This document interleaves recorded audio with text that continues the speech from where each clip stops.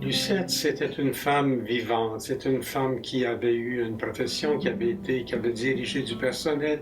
Et c'est une femme donc qui parlait beaucoup, une femme qui était joyeuse, une femme qui est devenue malheureusement silencieuse, qui est devenue inerte un peu, qui est devenue dépendante, qui n'a plus la pétillance que je l'ai connue, pour laquelle je l'ai aimée.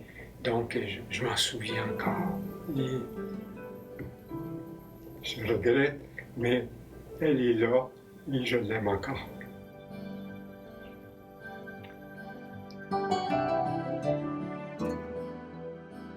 Son caractère a changé et ses demandes ont changé, ses attentes ont changé par rapport à moi. Et disons qu'on était davantage cloisonnés. Nous étions un couple qui avions beaucoup voyagé.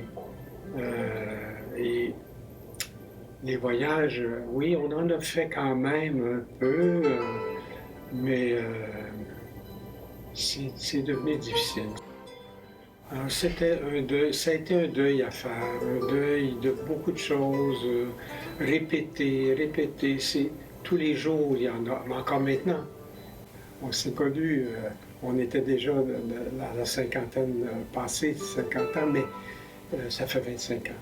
Alors, donc c'est un deuil à faire. Je ne peux pas envisager simplement de la laisser aux soins des institutions.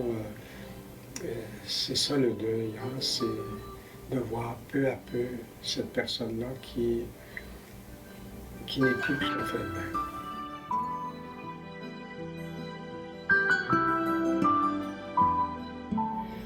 Dans un premier temps, je suis allé voir une conseillère, hein? Donc j'ai dit à ma conjointe, moi j'ai besoin d'aide. Pour pouvoir t'aider, il faut que je puisse être bien, il faut que je puisse être aidé moi-même.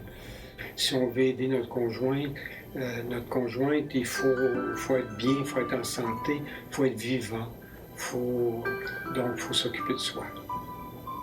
La Société d'Alzheimer fait beaucoup de choses. Moi, j'en ai eu beaucoup d'aide. C'est important donc, de soutenir ce travail-là que fait la Société Alzheimer. Donc, de donner généreusement ce qu'on peut et pour permettre à ce qu'il y ait le plus de gens possible qui reçoivent les services.